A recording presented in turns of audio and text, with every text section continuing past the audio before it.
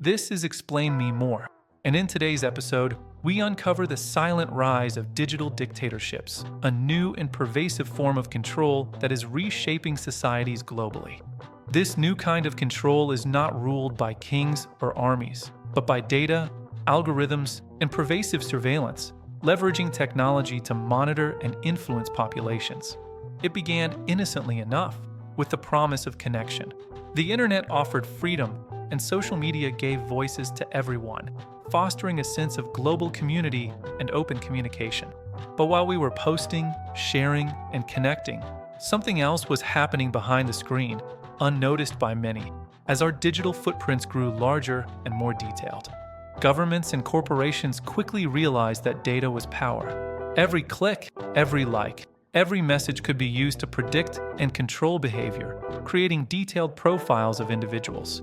Slowly, the foundation for digital control was built, one application and one platform at a time, integrating deeper into our daily lives, from communication to commerce. Then came surveillance.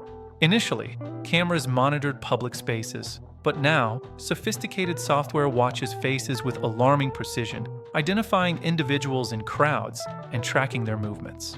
Artificial intelligence can identify individuals in mere seconds and track their movements in real time across vast networks, creating comprehensive records of their activities. In some countries, digital IDs became mandatory, consolidating health, financial, and travel information into a single, centralized system, making it easier for authorities to access personal data. In others, social credit systems emerged, determining who could access essential services like public transport or secure a loan based on their perceived social behavior and compliance with state norms.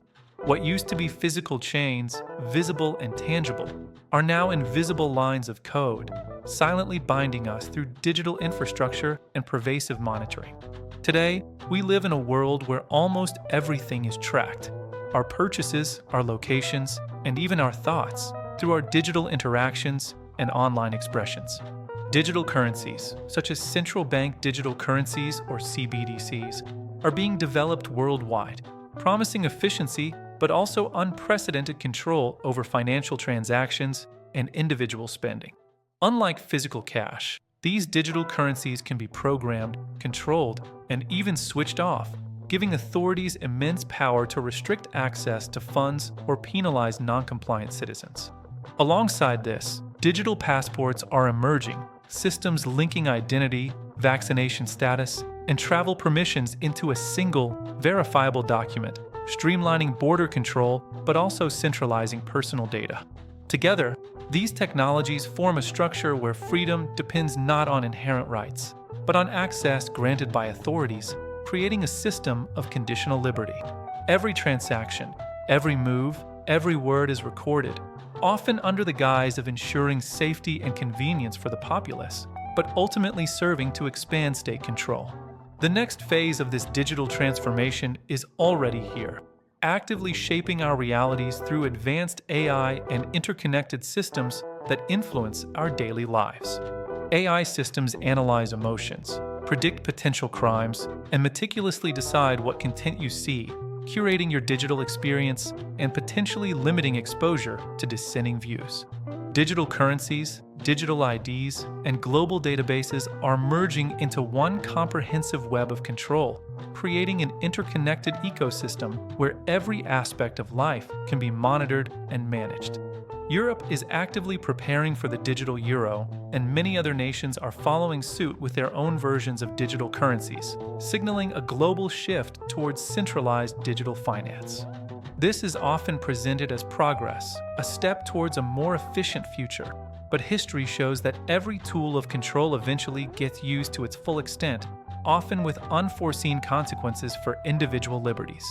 If this trend continues unchecked, privacy could become a distant memory, and freedom, once a universal right, could transform into a luxury, accessible only to those deemed compliant by the system. The new dictators don't wear uniforms or command armies. They code in silence, wielding their power not from fear, but from our desire for convenience and a seamless integration of technology into our lives. The rise of digital dictatorships isn't a story of tomorrow. It's already here, unfolding in our present, with examples seen in countries like China, Russia, and Iran, where digital tools are used to suppress dissent. The critical question remains: how much of our fundamental freedom are we truly willing to trade for comfort and perceived security? And what will be the long-term cost of this digital transformation?